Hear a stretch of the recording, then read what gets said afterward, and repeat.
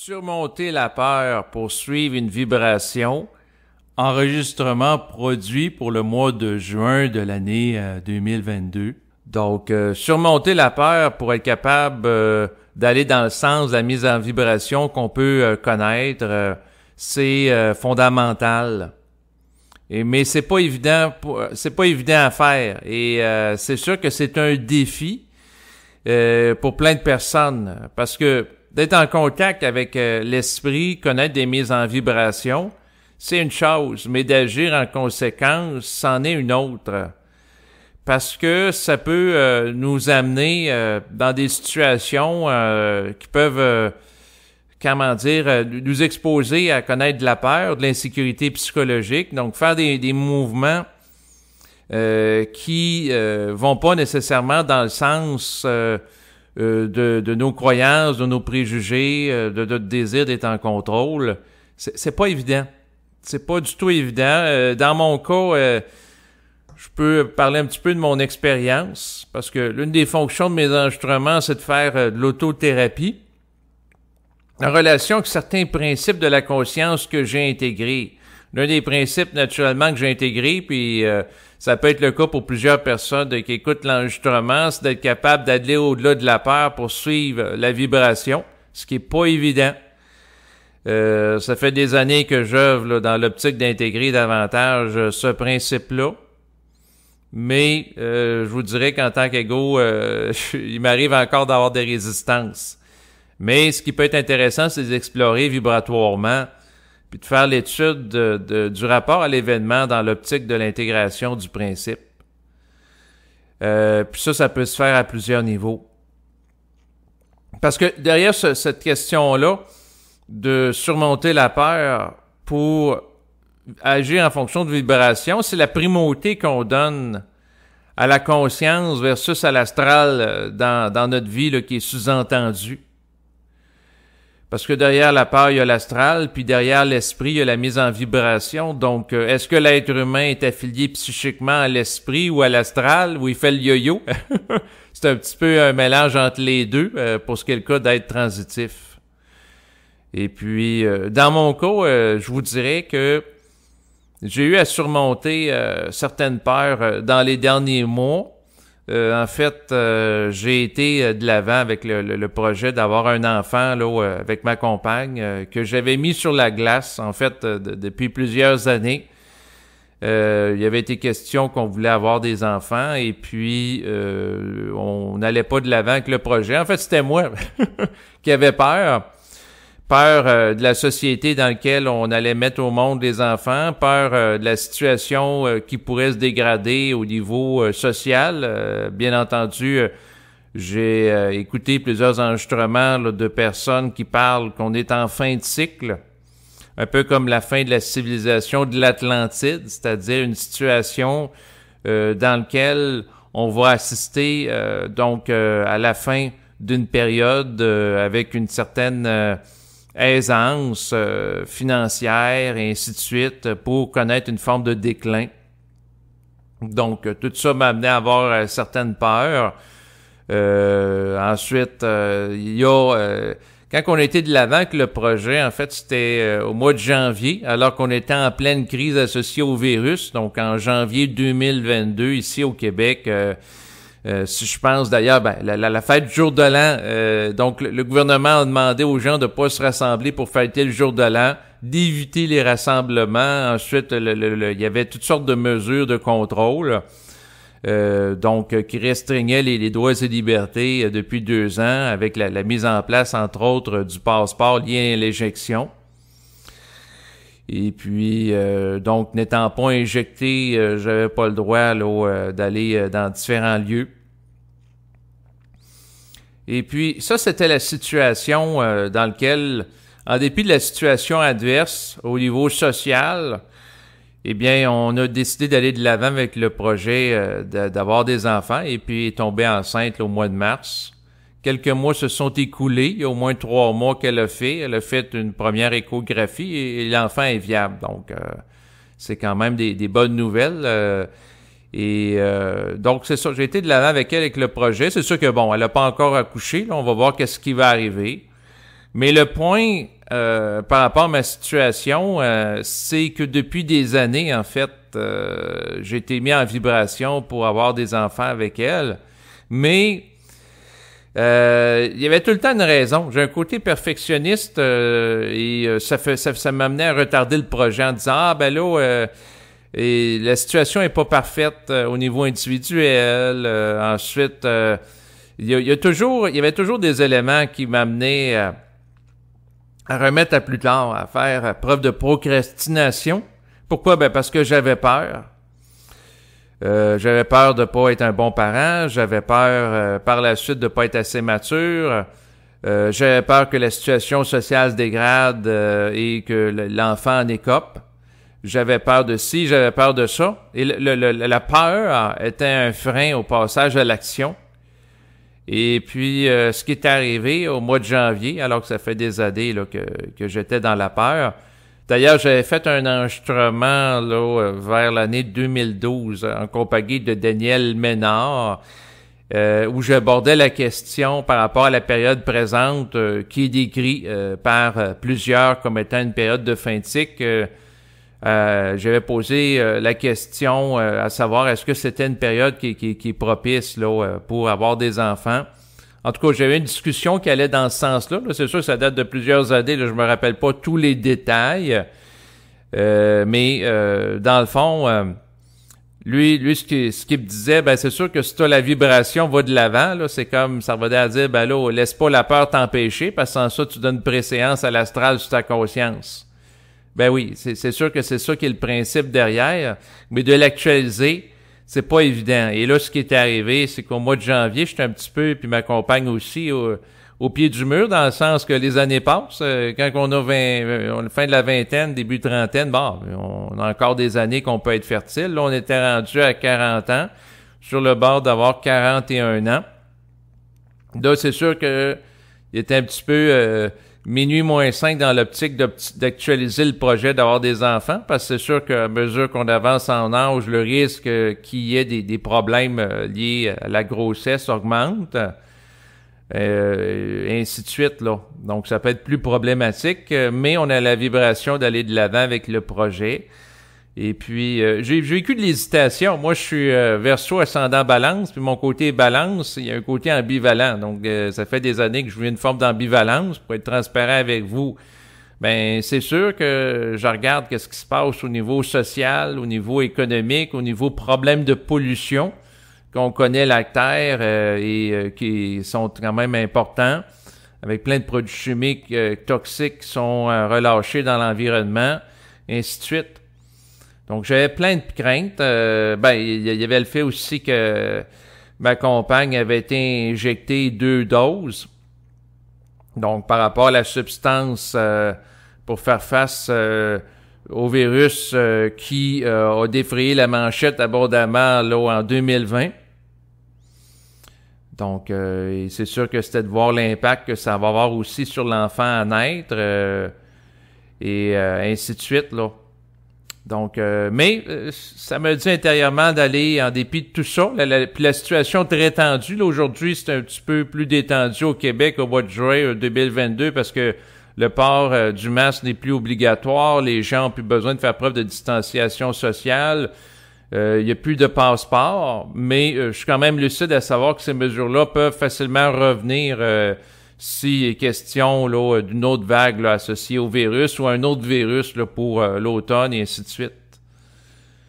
Donc, et c'est sûr que c'est la tangente d'intégration rapide de technologies de contrôle qu'on connaît depuis les derniers mois, notamment là, en lien avec l'intégration du passeport qui peut être une opportunité pour la mise en place de l'identité numérique, voire du crédit social comme les gens connaissent en Chine, qui ne me plaît pas du tout en tant qu'égaux, parce que là, on entre dans une ère, comme l'avait déclaré Jacques Attali, où il va y avoir une traçabilité totale des individus et des objets. Donc, on va savoir en temps réel, avec entre autres les objets connectés via le réseau Internet, comme par exemple des véhicules automobiles, ou des objets qui sont munis d'une puce. Prenons par exemple un camion, ou ben il y a d'autres objets là, comme un téléphone cellulaire là, naturellement, ou des individus avec l'identité numérique, de la surveillance généralisée avec les caméras qui sont de plus en plus présentes en société. Où est-ce que sont les personnes puis qu'est-ce qu'ils font? On se dirige vers ça. Fait que c'est sûr que dans un contexte pareil, de mettre au monde un enfant me plaisait pas nécessairement. Mais j'ai été mis de l'avant pour... c'est ça, j'ai été de l'avant avec le projet en dépit de la situation sociale qui était très tendue au niveau de la gestion de la crise. Là, présentement, la tension est plus au niveau économique avec l'inflation qui est très importante là, dans les pays occidentaux, qui amène une dégradation du pouvoir d'achat là, des citoyens. Donc, en dépit de tout ça, le point que je veux faire, c'est que j'ai suivi la vibration d'avoir des enfants, mais dans mon cas, je l'ai retardé beaucoup, dans le sens que c'est sûr que j'aurais pu avoir des enfants avec elle là, dans la trentaine. Là, on était comme au pied du mur, dans le sens que c'est sûr qu'au début de la quarantaine, si on n'a pas d'enfants, on les aura pas probablement pas à 60 ans. Là, à un moment donné, la capacité de fertilité a des limites. Donc, c'est sûr que par rapport à ça, c'est de composer avec l'incertitude. Et l'incertitude du contexte social dans lequel on se trouve, puis de l'incertitude aussi par rapport à la viabilité de l'enfant, étant donné qu'elle l'a eu à un âge avancé. Qu'elle l'a eu. Elle l'a pas encore accouché, là, étant donné qu'elle est enceinte à un âge avancé. Là, je veux dire, elle est rendue à 41 ans comme moi, présentement. Donc, mais pour l'instant, tout va bien. Mais pourquoi que je vous parle de ce sujet-là? C'est parce que suivre une vibration, c'est pas évident. Puis ce qui s'est passé, je vais essayer de le décrire, mais c'est pas nécessairement facile pour moi là, par rapport à la nature de la mise en vibration que j'ai connue au mois de janvier. Je vais essayer d'être... C'est difficile de mettre des mots sur certaines choses. Ben, en fait, c'est pas si difficile que ça. C'est-à-dire que j'ai eu l'impulsion que c'était comme le moment de passer à l'action. Puis j'étais comme ému aussi, j'avais comme les larmes aux yeux que c'était comme si dans mon plan de vie il était prévu que c'est ça, j'ai des enfants avec elle, puis c'est comme si je passais à quelque chose d'important dans ma vie si j'allais pas de l'avant avec ça. Donc c'est comme si c'était une ligne directrice par rapport à mon incarnation, à mon plan de vie, puis que c'était supporté vibratoirement par l'esprit. Donc, puis là, j'avais comme les larmes aux yeux quand j'ai décidé consciemment avec elle. Donc, l'idée, c'est d'avoir un enfant consciemment, là, les deux, là. C'était mon intention. Puis, j'ai des intentions de conscience très précises par rapport à l'enfant, dans le sens qu'en tant qu'individu, je veux que l'enfant soit en santé, je veux que l'enfant soit heureux. Puis, je veux que les forces, en ayant une conscience de l'occulte, mettent en place des concours de circonstances et d'événements qui va faire en sorte qu'il va connaître une situation qui est propice à son épanouissement personnel. Donc, autrement dit, je pars du principe que d'avoir un enfant nous lie psychiquement à une âme qui va s'incarner à travers le corps, en fait le fœtus que porte ma compagne, et qu'il y a un phénomène de résonance vibratoire, c'est-à-dire que c'est pas n'importe quel enfant qui naît avec n'importe quel parent, dans le sens qu'il y a une sélection mutuelle qui implique les esprits qui se rapportent aux différentes âmes, en fonction de mandat, en fonction de l'actualisation d'une fonction sur le plan physique. Donc, autrement dit, moi j'ai un taux vibratoire, ma compagne aussi, et l'enfant qui va naître va être en relation avec le taux vibratoire des deux parents. Il y a un phénomène d'attraction énergétique, c'est-à-dire que les gens sur la même longueur d'onde vont s'attirer ou vont avoir une facilité d'entrer en contact et ainsi de suite. C'est un petit peu comme pour les amis qu'on a sur la Terre. Habituellement, il y a un adage qui dit qu'ils se ressemblent, ça semble au niveau du couple, mais au niveau de l'amitié, c'est le même principe. Donc, habituellement, les gens sur la même longueur d'onde, par exemple, quelqu'un qui a du plaisir à écouter de la musique heavy metal, bon, ben, il va aimer discuter de musique heavy metal avec une autre personne, ou quelqu'un qui aime écouter le hockey avec une autre personne. Il y a un phénomène de résonance en fonction des intérêts, en fonction des taux vibratoires. Quelqu'un qui vibre beaucoup à l'astral, il va être attiré avec des gens qui vibrent à l'astral, puis quelqu'un qui vibre au niveau du plan éthérique aussi. Donc, puis, moi, la façon que je vois ça, c'est que l'âme qui va venir à travers nous deux, au niveau de son esprit, cette âme-là qui se rattache à la conscience qui va prendre forme à travers qui est en train de prendre forme à travers le fœtus. Là, c'est sûr que l'âme peut faire des allers-retours là, par rapport au fœtus, qui est en formation dans le ventre de ma compagne. Mais ce qu'il faut comprendre derrière ça, c'est que, à quelque part, c'est-à-dire que je pars du principe que toute la vie est en relation avec des programmations astrales ou mentales. Donc, au niveau vibratoire. C'est sûr qu'en tant qu'ego, moi, je peux vouloir certaines choses. Ma compagne aussi, par rapport au bébé, elle peut vouloir aussi certaines choses. Et c'est sûr que... Puis, on peut avoir une mise en vibration de l'esprit qui a une compréhension plus vaste de mon ego, de l'ego de la compagne, de qu'est-ce qui est souhaitable pour l'enfant. Puis, il y a la conscience du propre esprit de l'enfant à naître, qui a son agenda aussi. C'est-à-dire que si un enfant naît sur le plan physique, il y a des raisons par rapport à ça, à explorer.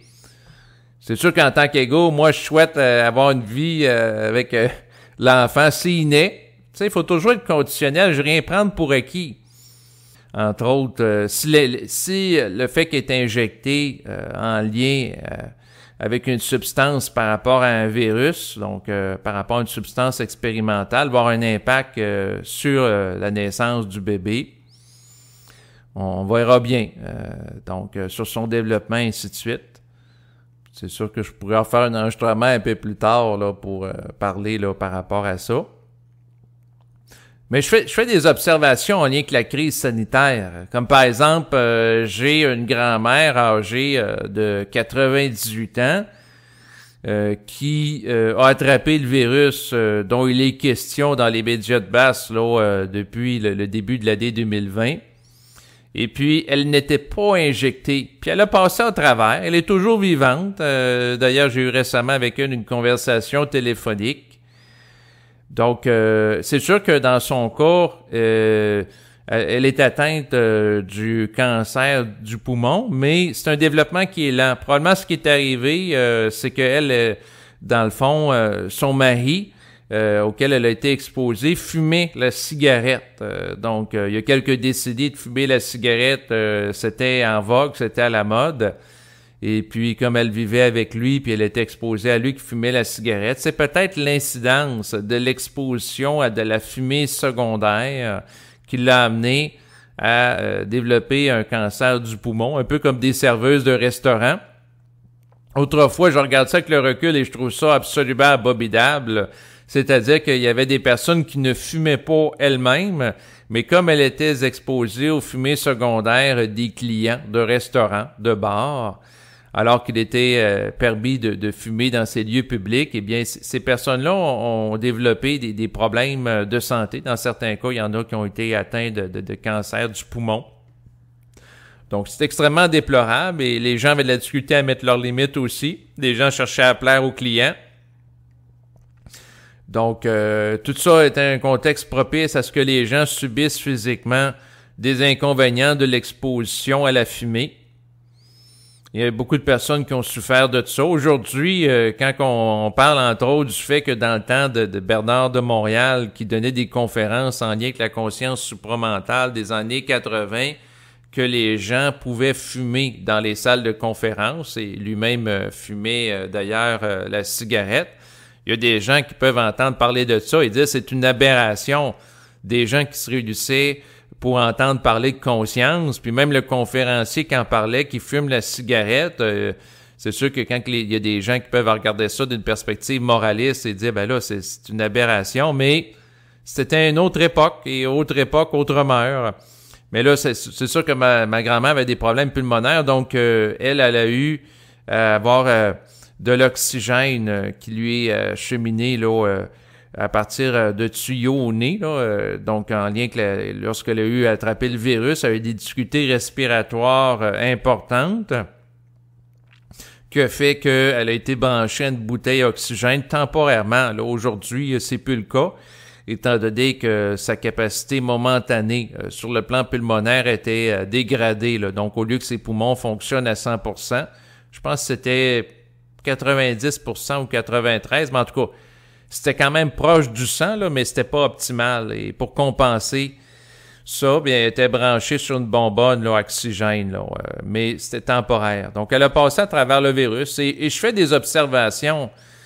D'ailleurs, j'ai parlé récemment avec des gens de mon entourage qui ont eu le virus et puis depuis qu'on entend parler de ce virus-là au début de l'année 2020, moi, je suis à l'affût de qu'est-ce qui est dit dans les médias. Ben, qu'est-ce qui est dit dans les médias. Je les ai écoutés, là, c'est sûr, au fil des mois. Qu'est-ce qui est dit dans les médias alternatifs? Puis qu'est-ce que les gens qui l'ont attrapé me rapportent aussi. Donc, en lien avec toutes ces informations-là, ça me permet d'avoir une perspective au niveau expérimental, surtout des témoignages de personnes, puis aussi mon intuition. Donc, la vibration que je peux capter là, par rapport à la nature de la menace. C'est sûr que la mise en vibration que j'ai eue par rapport au projet justement d'avoir des enfants, c'était de passer de l'action en dépit de la situation sociale qui était tendue au mois de janvier. Et donc, tout ça me ramène au principe que sur la vibration, c'est un mouvement individuel, puis en dépit de qu'est-ce qui se passe sur le plan collectif. Et c'est sûr que, dans le fond, moi, en tant qu'égo, je regarde mon mouvement et c'est sûr que l'une des peurs, ben, c'est de souffrir en lien avec l'enfant qui va naître ou que l'enfant souffre. Des mesures extrêmement restrictives qu'on a connues dans les 2 dernières années en lien avec la gestion de crise, qu'il y a un retour de ces mesures-là. Mais en même temps, je me dis que si l'esprit amène une âme à s'incarner à travers ma compagne, ben, l'esprit qui a accès au savoir, a l'intelligence d'être conscient, c'est dans quel contexte on se trouve, tu sais, au niveau planétaire. Donc, c'est sûr que l'une de mes intentions de conscience en lien avec la naissance de l'enfant, c'est que, dans le fond, puis des fois je parle intérieurement à mon esprit, c'est qu'il s'organise pour que l'enfant soit ajusté aux situations du contexte dans lequel il va prendre forme, pour qu'il puisse composer intelligemment avec la situation adverse collective dans laquelle on peut se trouver. Puis je demande aussi que l'enfant soit ajusté à ma vibration, puis à la vibration de ma compagne, pour avoir des rapports harmonieux, être dans la bonne entente, être dans le bonheur. Donc, c'est sûr que je peux vouloir certaines choses en tant qu'égo. Je peux avoir aussi une parole qui peut mettre en vibration l'éther par rapport à des besoins aussi, en lien avec la naissance de l'enfant. Donc, autrement dit, l'un des éléments que je demande, ben, que l'esprit s'organise pour que l'enfant ait un niveau de vie décent. Donc, il y a une partie de la responsabilité occulte derrière les événements, les synchronicités qui font en sorte que, par exemple, à un moment donné, on peut avoir des opportunités financières qu'on n'a pas. On peut avoir aussi, par exemple, quelqu'un qui obtient un héritage alors un montant important alors que c'était pas prévu, ainsi de suite. Donc, c'est ça. C'est sûr que aussi, quand que je regarde ce que j'ai vécu en lien avec ma compagne, c'est que, dans le fond, à trop vouloir l'idéal, on en repousse plus tard. Tu sais, le côté procrastination. Qui peut nous amener à... Puis il y a des gens qui passent pas de leur action de leur vivant. Ils ont tellement peur que le contexte nuise à l'enfant, que l'enfant soit malade, et ainsi de suite, que finalement, il passe pas à l'action pour un projet aussi important qu'avoir un enfant ou autre. Pourquoi que je parle du projet d'avoir un enfant comme étant important? Parce que pour moi, la décision d'avoir un enfant, c'est la décision, à mon avis, la plus impliquante que peut prendre un être humain de son vivant. Je parle de décision, mais en même temps, c'est sûr que je pourrais épiloguer ce sujet dans le sens que la décision, ultimement, si on part du principe que la pensée vient d'ailleurs, puis on est mis en vibration pour agir en fonction de certaines pensées, ben, l'initiation du projet vient à l'être humain à travers le phénomène de la pensée. Mais la personne a à suivre ou non la vibration, ou elle est dans le sens d'une vibration adverse, advenant le cas. C'est-à-dire astral qui va mettre un frein, une résistance au projet. Donc, sous l'influence astrale, j'étais astralisé, j'allais pas du sens du projet. Et c'est sûr qu'à ce moment-là, ben ça m'a peut-être retardé pendant un certain nombre d'années, mais la façon que je voyais ça, c'est que j'avais comme un certain délai. Tu sais, on peut procrastiner pendant une certaine période de temps, mais à un moment donné, on est au pied du mur à savoir on passe ou non à l'action.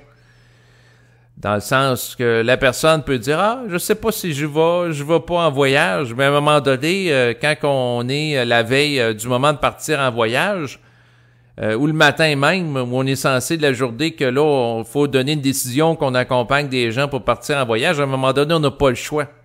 On peut remettre à plus tard pendant un certain temps, mais c'est pas infini parce qu'il peut y avoir une date butoir un petit peu comme pour le paiement de la carte de crédit. À un moment donné, on peut dire « Ah, je paye-tu ma carte je rembourse-tu la carte de crédit aujourd'hui, demain? » Non, mais à un moment donné, si c'est le 30 du mois, ben on n'a pas le choix, soit on paye ou on paye pas. Mais il y a comme une date limite. Puis si on paye pas, ben il y a des intérêts à payer qui sont là, si on n'est pas capable de rembourser le montant total là, de l'emprunt qui est fait là, sur la carte de crédit. Donc, il y a des conséquences par rapport à ça. Et c'est sûr que par rapport à toute action qu'on fait ou qu'on ne fait pas, il y a des conséquences, dans le sens que si j'avais pas été de l'avant avec le projet, probablement que j'aurais resté avec le désir d'avoir des enfants, puis la peur qui m'habite. Et c'est sûr que d'avoir été de l'avant avec le projet me confronte par rapport à ma peur. Par contre, c'est sûr que ça m'expose c'est sûr que dans mon cas, j'ai régulièrement à faire face à des craintes qui vont émerger dans ma psyché en étant exposé au bulletin de nouvelles, où il est question de l'inflation qui augmente, le coût de l'alimentation, parce que c'est ça, il va falloir que je l'alimente, le bébé. Ensuite, le coût de l'habitation, du logement, qui est en augmentation un peu partout au Québec. Ensuite, le coût de l'essence pour l'automobile, et ainsi de suite. Donc, quand je suis exposé à ça, je regarde ça et je dis, ouais... Puis la possibilité de polypandémie, c'est-à-dire de pandémie par rapport à plusieurs virus simultanément. Donc, il peut y avoir... là, c'est sûr qu'il y a des gens qui amènent ça de l'avant. Il y a plein de menaces. Les menaces liées à la pollution, donc atmosphérique ou autre. Les menaces liées au changement climatique.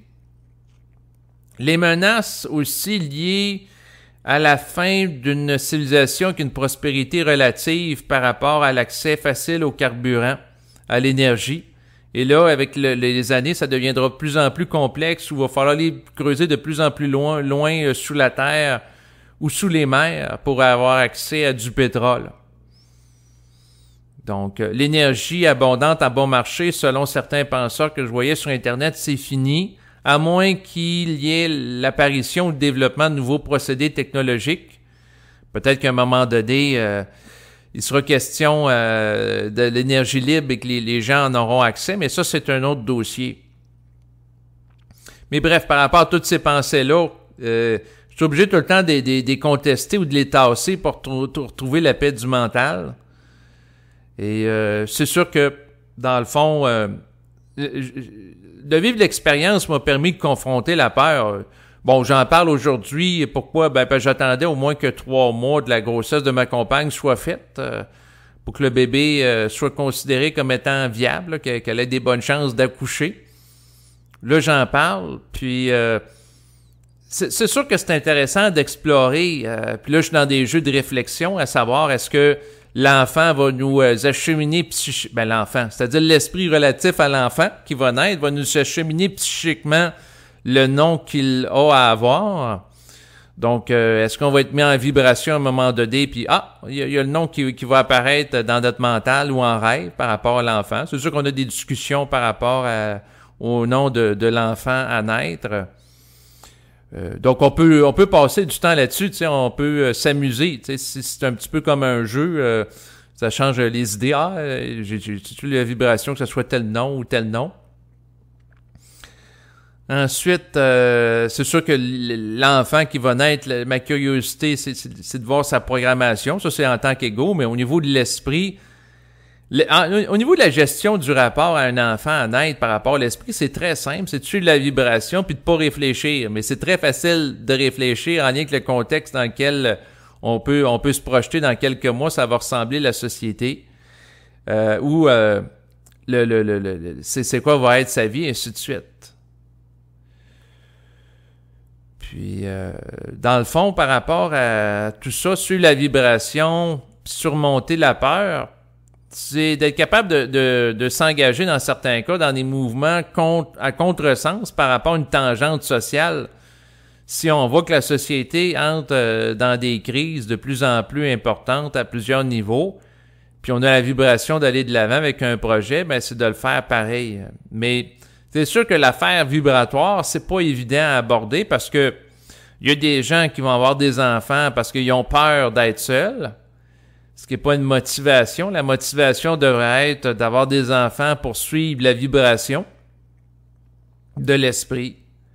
Puis si les gens n'ont pas la vibration, ben qu'ils n'en aient pas.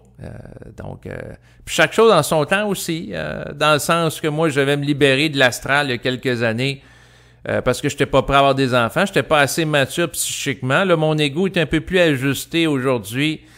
À 41 ans qu'il pouvait l'être à 20 ans. Puis j'avais aussi réglé ma situation au niveau psychologique par rapport à des traumatismes du passé. J'ai été victime de violences physiques et psychologiques de mon père en bas âge. Et ça a été très, très dur pour moi. Ça m'a amené à souffrir émotivement. Ça m'a amené dans une démarche de thérapie qui s'est échelonnée sur près de 20 ans, d'autothérapie aussi, de connaître des ajustements vibratoires. Ma mère a beaucoup souffert aussi de la situation, de sa relation avec son ancien conjoint. J'ai été témoin de ça. Elle a eu à connaître des ajustements vibratoires. Donc, tu sais, j'étais quelqu'un qui partait pas avec une belle situation propice à son épanouissement, dans le sens que j'avais une faible estime de soi il y a plusieurs années, tendance à me dévaloriser, ainsi de suite. J'étais très gêné. J'ai eu à débloquer la parole aussi. Il y a des gens qui écoutent mes enregistrements puis ils pensent, si vous pensez que j'ai eu le temps de la facilité à parler, oublie ça. J'étais un enfant plutôt replié sur moi-même. Et c'est sûr qu'il a fallu que je débouche la capacité de parole, la capacité de m'affirmer, et ainsi de suite. Là. Ça s'est fait au fil des ans. Et c'est sûr qu'aujourd'hui, j'ai beaucoup plus d'aisance pour parler que j'en avais là, il y a 20 ans. Là. Donc, je me sens plus prêt en termes de développement à la fois psychologique et psychique en tant qu'ego, à avoir des enfants aujourd'hui, puis c'est sûr que la façon que je vois les choses, ben, c'est lorsque la personne a la maturité puis la mise en vibration que le moment est plus adéquat pour aller de l'avant avec de tels projets. Et c'est sûr que je verrai bien qu'est-ce que ça va donner là dans les prochaines semaines, les prochains mois. Mais dans le fond, aller au-delà de la peur, c'est de s'engager dans des actions qui peuvent avoir beaucoup d'impact. Comme je le disais tantôt, pour moi, le projet le plus significatif dans une vie, c'est d'avoir des enfants. Quelqu'un qui achète une maison avec une compagne, c'est un projet qui peut se l'échelonner sur 25 ans, venant que le couple prenne une hypothèque ensemble. Donc, c'est de l'engagement qui est quand même important. Mais dans le pire des cas, si les gens sont pas satisfaits de la maison, ben ils peuvent la vendre. Tandis qu'un enfant, ben tu le vends pas. Normalement, tu le vends pas. C'est sûr qu'il y a des gens qui font la traite des esclaves ou la traite des enfants qui vont en vendre, mais ils sont pas supposés. Mais normalement, avoir un enfant, une fois qu'il est au monde, ben tu peux pas le retourner. C'est pas comme un objet que tu as acheté au magasin que tu peux retourner ou un véhicule automobile, il y a une défaillance, tu te retournes sur le concessionnaire. S'il y a un problème important non, c'est pas comme ça que ça marche. c'est un projet de vie qui est très impliquant.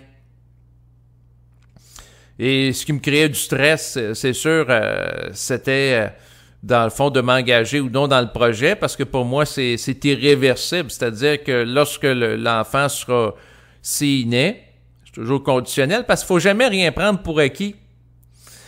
Donc, autrement dit, c'est pas parce que ça va bien pour les 3 premiers mois de la grossesse que nécessairement on sait pas comment ça va aller dans les autres mois. Faut rien prendre pour acquis. Comme ça, on vit pas de déception. Parce que je suis en contact avec une femme qui a fait au moins 4 ou 5 fausses couches sur 10 ans, là. Donc, elle en a fait plein, là. Puis elle est toujours dans le projet d'avoir des enfants, puis elle est confrontée à beaucoup d'adversité. Et ce que j'observe, c'est que derrière ça, c'est qu'il s'opère chez elle un processus de déspiritualisation. Donc, est en train de changer, là. Elle me racontait récemment qu'elle s'est mise en colère. Ça revenait à être mis en colère contre Dieu. Par rapport au fait que là, elle fait des démarches en lien avec la fertilité, puis ça n'a pas marché. Puis, elle s'est fâchée. Donc, ça amène des changements vibratoires chez elle. Donc, il y a des gens qui vont se déspiritualiser parce qu'à plusieurs reprises, ils n'ont pas d'enfants. Il y en a d'autres, c'est d'autres choses. Quelqu'un qui vit un accident d'automobile significatif. Moi, dans mon cas, la déspiritualisation s'est faite par des déceptions à l'égard de certaines pratiques spirituelles auxquelles je donnais de l'importance dans mon passé. Ensuite, j'ai vécu beaucoup de positions dans ma vie là, par rapport à des personnes, notamment par rapport à mon père quand que j'étais jeune. Mais c'est quoi que je voulais dire par rapport à tout ça? C'est que l'esprit va chercher nous travailler à travers les événements ou les projets de vie qu'on peut avoir. Donc, c'est sûr que quand on regarde les choses au niveau de l'esprit, la finalité est peut-être pas nécessairement ce qu'on pense. Parce que là, la personne, ça fait plusieurs fois là qu'elle essaie d'avoir des enfants, ça fonctionne pas. Puis moi, de mon côté, après à peu près 2 mois, ma compagne tombe enceinte, puis tout semble pour l'instant se dérouler comme sur des roulettes, là. Fait que c'est sûr que je m'en vante pas trop auprès d'elle, là, mais autrement dit, je l'ai facile à comparer d'elle. Tandis qu'elle, c'est de l'ordre du parcours du combattant. Puis elle était rendue à l'étape où on est rendu loin au niveau technologique. C'est sûr que d'étudier la génétique, je trouve ça intéressant. Parce qu'on est rendu au stade où une personne peut acheter des ovules sur Internet d'une personne, puis se les faire féconder in vitro avec comme dans son cas, elle a acheté des ovules. Ben, je trouve ça drôle, mais en même temps, c'est pas drôle, là, dans le sens que c'est spécial, là. Donc, puis je ris, mais c'est pas drôle, là. Mais bon, je trouve ça particulier, là. On est rendu à un stade où on peut aller voir le profil d'une mère potentielle. Ce qu'elle me racontait, c'est que c'était comme un CV. Qu'est-ce que la mère, qu'est-ce que la femme qui vend ses ovules va aimer, si elle est sportive ou non. Par la suite, c'est quoi ses intérêts, son niveau d'éducation, ses antécédents génétiques par rapport à sa famille, et ainsi de suite. Puis là, il y a des ovules qui peuvent être mis en vente sur Internet. Il y en a que ça peut être 10 000 $, 20 000 les prix varient, puis il y en a différents pays. Il y a des gens aux États-Unis qui vont en vendre, dans des pays asiatiques, etc. Il y a tout un marché international par rapport à ça. Puis elle a fait du magasinage pour acheter des ovules. Puis là, dans le fond, ce qui me fait rire, c'est que c'est un petit peu comme un magasinage pour trouver un conjoint sur un site de rencontre, là. On peut regarder différents profils. Et là, on peut dire, ouais, ce profil-là, il me plaît, l'autre, non. Ça me plaît pas, là. Puis, donc, il y a un magasinage qui peut se faire par rapport à ça. On est rendu à une époque où le progrès, façon de parler, là, le développement scientifique permet ça. Et là, elle avait acheté, parce qu'elle a essayé plusieurs étapes avec son conjoint, bon, de manière naturelle, elle a été suivie par une clinique de fertilité, ensuite insémination artificielle à plusieurs reprises, puis bon, là, elle était rendue à l'étape, parce que là, c'était de voir est-ce que ces ovules étaient viables ou non. Advenant que c'était pas le cas, bon, ben c'était d'acheter des ovules sur le web, par rapport à une mère, une mère, enfin, c'est pas une mère porteuse, là, mais c'est une personne qui vend ses ovules.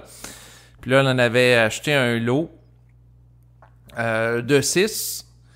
Et par la suite, elle les a fait féconder par le sperme de son compagnon. Et là, parmi les différents ovules, il y en avait là il y avait la réaction qui se produisait, là, c'est-à-dire l'ovule qui est fécondé, là, qui est en train de former un fœtus. Et là, elle s'est fait implanter un ovule fécondé. Donc, l'ovule appartient à une autre femme par le sperme de son compagnon à l'intérieur d'elle-même, mais malheureusement, ça n'a pas fonctionné. C'est sûr, c'est des dépenses importantes. Ça a coûté environ 20 000 $, là, tout ça, là.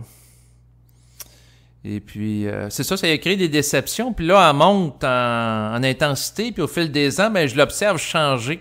D'une personne qui était très douce, puis là, elle est en train de se transformer en lien à son rapport avec l'événement. Mais quand je regarde les choses avec les yeux de l'esprit, l'objectif de l'esprit, c'est que la personne soit capable de devenir un meilleur contenant, une capacité d'absorption d'une charge énergétique qui est importante, un peu comme une batterie qui peut compter une plus grande quantité d'énergie au fil du temps. Donc, que l'être humain devienne un plus grand réceptacle énergétique pour qu'il soit capable de compter la descente de l'énergie de l'esprit qui est très intense. Donc, les gens vont être travaillés par rapport à ça. Et la personne peut être mise en vibration pour aller de l'avant avec un projet donné, mais derrière ça, au niveau occulte, le grand projet de l'esprit, c'est pas nécessairement que la personne ait un enfant. Le grand projet de l'esprit, c'est que la personne change sur le plan vibratoire, qu'elle évolue, qu'elle soit capable de contenir davantage de l'énergie adverse comme la sienne. Parce que l'énergie éthérique, lorsqu'elle entre de l'ego, c'est de subir une forme d'adversité. Ça crée des chocs énergétiques. Au fil du temps, la désastralisation que je subis, malgré moi, m'amène à changer de comportement. Donc, il y a des gens qui m'écoutent, qui écoutent mes capsules audio depuis plusieurs années, vous allez constater qu'au moment où je fais celle-ci en juin 2022, eh bien, je vis moins une forme de spiritualité qu'il y a à peine quelques mois, où je faisais des enregistrements là, de méditation guidée ou de visualisation créatrice ou même de sessions de bénédiction. Donc, ma couleur, quand que je m'observe, c'est sûr que vous serez en mesure d'évaluer par vous-même, croyez-moi pas, ben moi, je me trouve moins spirituel que je pouvais l'être. C'est sûr que j'ai peut-être encore des angles morts en lien avec une forme de spiritualité, que peut-être que des gens vont détecter dans ma parole, mais que je ne vois pas. Mais le point, puisque je suis de plus en plus conscient qu'au fil du temps, c'est que l'objectif de mon esprit, puis c'est le cas de tous les esprits qui sont derrière les individus qui tirent les ficelles dans l'occulte, c'est d'amener les gens à changer de taux vibratoire. Donc, quand je regarde la situation de la personne, que ça fait près de 10 ans qu'elle essaie d'avoir un enfant, puis ça fonctionne pas, ben, si je pose la question à mon esprit, qu'est-ce que ça, pourquoi que ça, comment dire, à quoi ça sert tout ça? Ça me répond, ça sert à changer son taux vibratoire. Donc, et à ce niveau-là, c'est sûr que sur le plan humain, la personne vit beaucoup de souffrance par rapport à ça. Là, on s'entend, là, un peu comme quelqu'un qui subit quelque chose qu'il n'a pas voulu, comme un accident d'automobile, où la personne est entourée de personnes qui tombent toutes enceintes. Puis elle, ça fonctionne pas. Puis elle me racontait que, dans le fond, étant en contact avec un couple, puis ils ont eu des jumeaux, alors qu'elle, ça fonctionne. Tu sais, la personne, si elle se compare aux autres, elle va souffrir. Fait que là, ça l'amène à sortir d'une zone de comparaison puis à avoir une conscience plus individuée. Donc, ça, c'est intéressant. Mais ce qui arrive, c'est que les événements adverses nous amènent à faire des acquis de conscience qu'on ne ferait pas autrement. Donc, le fait dans mon cas, par exemple, que j'ai subi de la violence physique et psychologique alors que j'étais jeune, m'a amené à être très sensible pour des questions de respect. Peut-être un peu plus que d'autres personnes. Être un peu plus sur mes gardes. Probablement qu'en lien avec ça, je suis devenu très méfiant par rapport aux gens. Puis ma méfiance aussi s'est traduite une forme de méfiance par rapport au plan, que ce soit le plan astral ou le plan éthérique. D'être plus précautionneux ou prudent dans le sens que naïf. Bien qu'il y a peut-être des gens qui me regardent avec un recul critique vont dire « Ouais, t'as encore de la naïveté par rapport à ça. » Ben, ça dépend. C'est-à-dire que par rapport à la question que si on suit une vibration, que l'enfant va être supporté vibratoirement par l'esprit, puis que tout va aller bien, puis tout va être facile, c'est sûr qu'en tant qu'ego, j'aimerais ça, mais je suis quand même assez lucide pour réaliser que l'enfant aura la programmation qu'il aura à vivre compte tenu de la nature de son esprit et de l'agenda évolutif qui se rapporte à lui. Donc, c'est sûr qu'en tant qu'ego, je peux vouloir le meilleur, mais ça ne veut pas dire que ça va s'actualiser pour l'enfant. Donc, arrivera ce qui arrivera.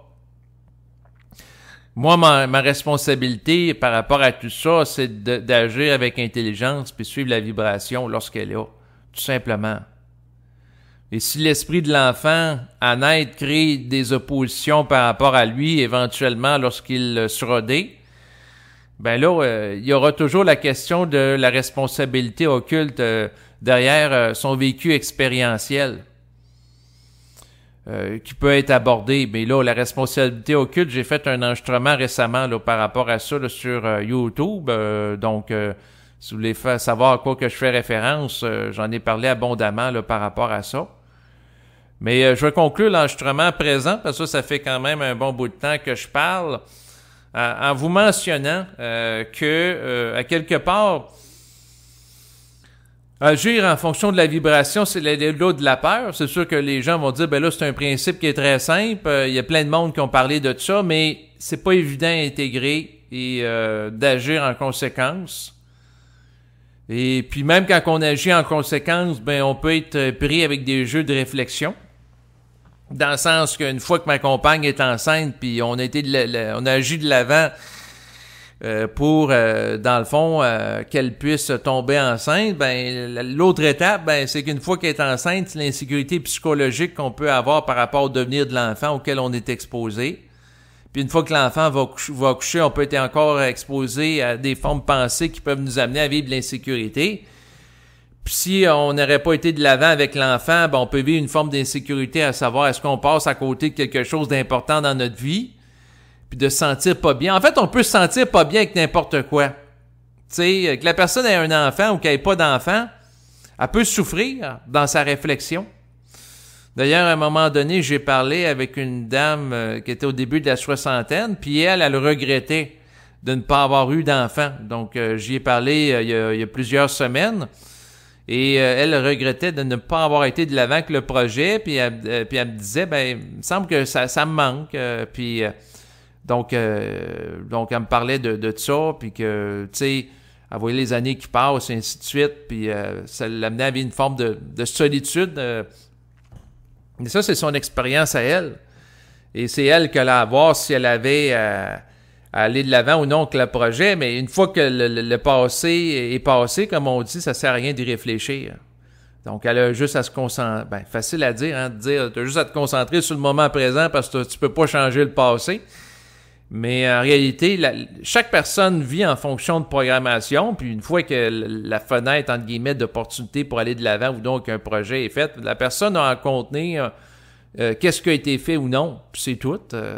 Parce qu'on peut pas changer le passé, on peut pas revenir dans le temps, là, donc c'est ainsi. Donc, nous autres, on a été de l'avant avec ce projet-là, il y en a d'autres qui vont pas de l'avant avec un tel projet, puis c'est correct. L'important, c'est de se respecter. C'est ça qui est fondamental, à mon avis. Bon, là, c'est vrai, je vais conclure cette capsule audio. Je vous remercie de votre écoute et je vous dis à bientôt. Au revoir.